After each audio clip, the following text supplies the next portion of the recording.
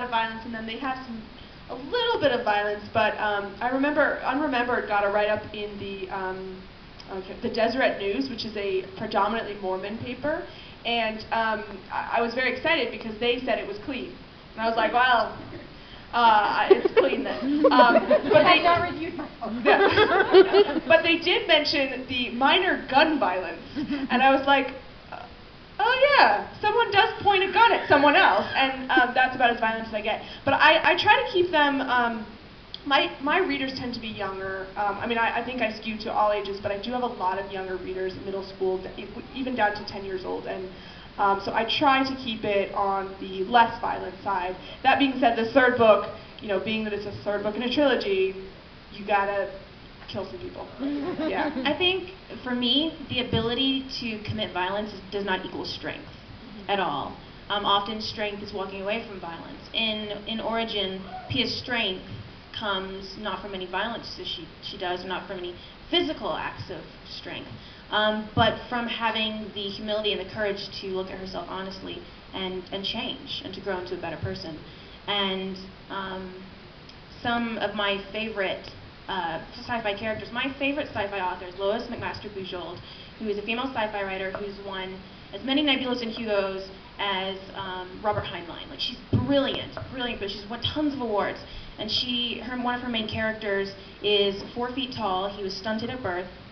He is very weak, has very brittle bones. He cannot overpower anybody. He's like the weakest person in the universe. But his mind is so brilliant that he becomes one of the most powerful ones. And it's all about his intelligence, his intellect, and his choices he makes. And I really appreciate that in a character, where it's not necessarily about physical strength, but it's about your mind, it's about your spirit, and about your courage. Well, These Broken Stars has the highest death toll ever, except possibly excluding best books. I'm not sure. We would have to like tally it up. I mean, there are 50,000 people on board the Icarus when it crashes, and only 2 survivors. But I mean, that does happen in like the first couple chapters, and the rest of it is just 2 people. Well, yeah. And Skylark is a darker book. I tend to recommend it for older readers, but I've had young readers read it as well. An 8-year-old wrote me a letter about it once and said her favorite scene was the one where the girl was being tortured, the one that I read. So that was a little distressing for me, but I think that the books sort of run the gamut between...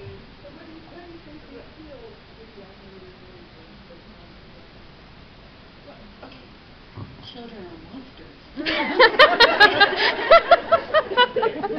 I think there's a lot of violence in the world, and I think there's a tendency, adults want to try to shelter children, and I think it's a wonderful thing for kids to stay kids as long as they can, but kids also need to ask questions because they see things on the news, they hear things from their friends, you know, those of us I was in high school when 9/11 happened, you know, things like that happen in this world, and kids don't have a way to process that all the time. You know, some kids are fortunate and have parents who can talk to them and work through it, or teachers or librarians, but not all kids do, and I think that the spectrum of violence in YA novels offers them an outlet. You know, it lets them feel safer, it lets them feel more alone. I don't think the violence is scary because usually the violence is overcome.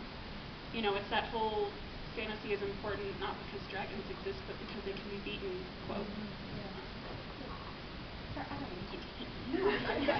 I like what you say, but I'm also much more into Ray Bradbury camp, and he wrote a story called All of Summer in a Day, and it's available free online, you can read it.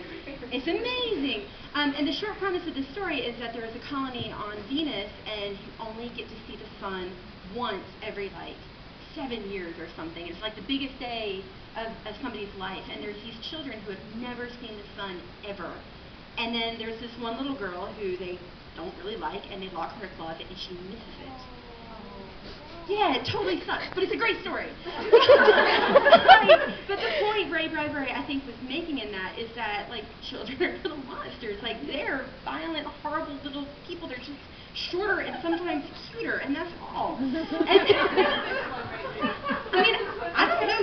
You're not. You might be. She can cut me later. I don't know. But, like, children are closer to the base instincts, and our base instincts are pretty bad. But, I mean, we can fight the dragons. I think you have to have the darkness to, not to sound completely cliche, but you have to have just a much more fun story when you just blow everything up. If everything was good and happy all the time, that would be a really boring story. I really don't have much to say on the topic because I have no violence at all in my book. But I do have an 11-year-old son. What's that? Yeah, whatever. It's all fine. But I do have an 11-year-old son, and he's ecstatic when there's a scene where somebody gets blown up or there's some big damage. He loves it. But the cool thing is we get to sit and talk about it. He'll say, yeah, that part was really scary, and I want to tell you why. Or I want to talk with you about why this affected me. And I love that books are affecting him. They're making him think, and they're opening his eyes to the fact that there's a lot more in this world that's not the safe little bubble that he lives in. But there, and even if it's fiction, it opens the door for us to talk about it. So, much more as a parent than an author. Where are your ideas? Well, yeah, I always say they come from everywhere, which is so helpful. But literally everywhere. But this book, Unremembered, came from a newspaper article. And if there's any teens in the audience, in case you don't know, a newspaper is this paper thing that used to come to your door before Twitter. Anyway, so I found this newspaper article. Actually, it was online. And it was about 5 years ago. It was about a 14-year-old girl who survived a plane crash. It was a commercial airline crash. 153 people died, and she was the only survivor. And the newspaper article was like, "It's a miracle," and I was like, "That's not good enough." And my mind just started to turn and to ask all these questions, like, what if she wasn't on the passenger manifest? How weird would that be? And what if she has no memories, so even she doesn't know who she is? And what if her DNA is not in any databases? And what if it turns out she has superhuman abilities? And these questions kept coming, and I kept writing them down. And then came the question that became a trilogy, which was, what if the real reason she survived a plane crash was, well, I can't tell you because that's the end of the book. But that is where I got the idea. Yeah, I mean, they really come from just any random place. Like, I was in Charleston a few years ago, and there's Spanish moss everywhere in Charleston. And I was like, wouldn't it be cool if when the Spanish moss gets wet, it kind of like sprays poison at you? Because that's where my mind goes. And so that's like all in the third book. There's a spoiler alert, the Spanish moss will poison you in my third book. And like, I mean, it's just random stuff. Like, you never know where it's going to be. I was in Venice, and I saw a glass blowing demonstration, and that's where solar glass comes in the third book, and just lots of random things. She says children are the monsters, but no. I got better with age. I'm always really glad that Beth's my friend. I would not want her as an enemy. She's scary. I just like adding to what they said. I mean, yeah, ideas come from everywhere, and I really think that everyone is getting ideas all the time. It's just that what sets writers apart and artists in general is that we can't let go of the ideas. We say, why did she survive the plane crash? Somebody else goes, why did she survive the plane crash? Oh, it was a miracle. Okay. A writer goes, no, that's not enough. It's almost like being a scientist or something. It's like, but instead of, looking for the answers in science, you look for it in creativity. Make it up. Yeah. And you just keep asking what if. You answer one what if question and it leads to another, and before you know it, you've got a whole novel or a whole trilogy. Yeah, my ideas have mostly come from my friends, from discussions with my friends, and my husband. So Time Between Us came from a discussion in my kitchen with my husband on some random night, and just out of nowhere he goes, so if you had any superpower, which would you pick? I'm like, time travel. And he goes, time travel, really? I'm like, yeah, what would you pick? Like, what else would you pick? There's nothing else more cool than time travel. And he goes, well, I'd fly. And so we had this whole discussion about flying versus time traveling, and how flying is just a better superpower because no one ever said don't fly because you're going to mess something up. I'm like, that's a really good point. And he goes, but time traveling, he kind of looked at me funny, like, so you'd go back in time and change something about our life? Like, this is pretty good, isn't it? And he goes, no, I just want to go back to the early 90s when Green Day was playing in Berkeley on Gilman Street and check out a live show, and then I'd come back home and no one would miss me and it'd be great. He goes, oh, that sounds pretty cool. Could you take me with you? Well, yeah, we're making stuff up. Absolutely. I would hold your hand, close our eyes, and we'd just be on Gilman Street. Wouldn't even need a babysitter. This is great. And so that was it. I went to bed that night. I'm like, okay, that sounds like something a 17-year-old guy might do, and he might rock climb in really great places. And Maybe, what if he met a girl? What if he met a girl? But what if is always kind of that question that's always in my head. Like, what if this happened? Oh, cool. And then what if that happened? What if that happened? So I just feel like a series of what ifs, and they just kind of keep answering them. And then often when I'm reading the paper, I read in between the lines too, some like minor little thing in the paper, and then I love magazines, I love magazine articles. And I'll just read some little snippet and go, I want to know more about that piece. Like, that's not the whole story, but there's something in there I think we could explore. I love that you got a whole book out of a conversation with your husband, and I only got boobs.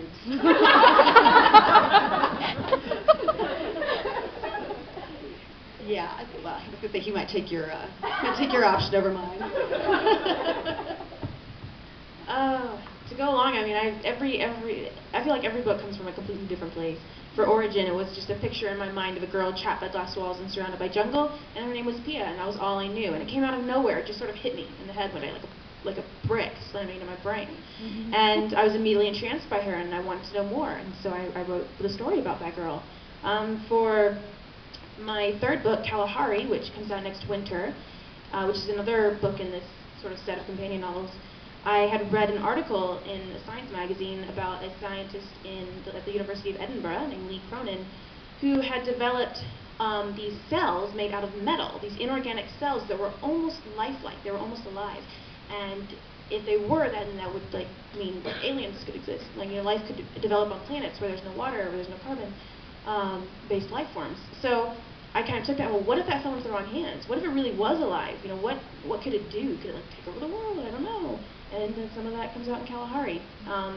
So just from all over the place. And I think as a writer, I just want to be in a constant state of curiosity, in a constant state of asking what if, and looking at the world and the possibilities that are there hiding in between the lines. And I think that's what we all do. I think, Megan said that we cling on to ideas and we can't let them go. I think writers, what I like to say is we just take normal life and we make it like a whole hell lot more complicated.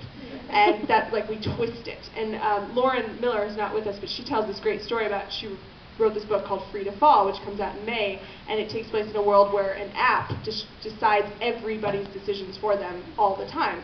And she said she got the idea because she was looking at this beautiful sunset outside, and she turned around to find someone she could be like, look at this sunset, and everyone was staring at their phones. And she took that and made it complicated and exaggerated it, and it became a book.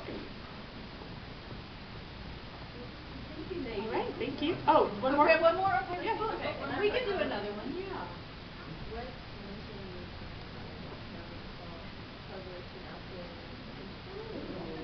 Just one? Just one. There are people I would save.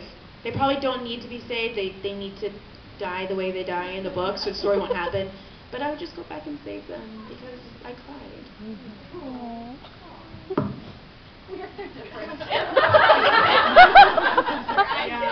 You would kill more people. No, I actually have not gone back and looked at my book since I wrote it. And I actually haven't really thought about it much. So I honestly can't answer that question.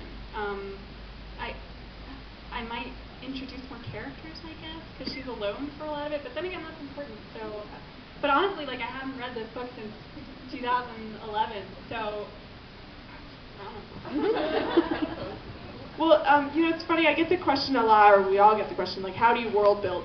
And my answer is always, well, I'll tell you how to not world build, and it's the way I did it.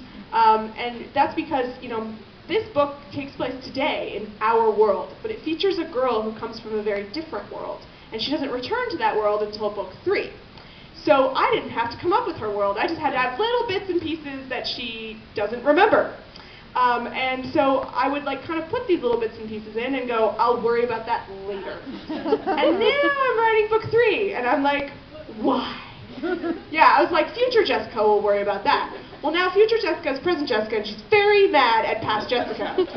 Because now I have to create this world, and I have to make all these pieces that I just kind of haphazardly put in and went, that would be cool, let's put that in. Now they have to fit.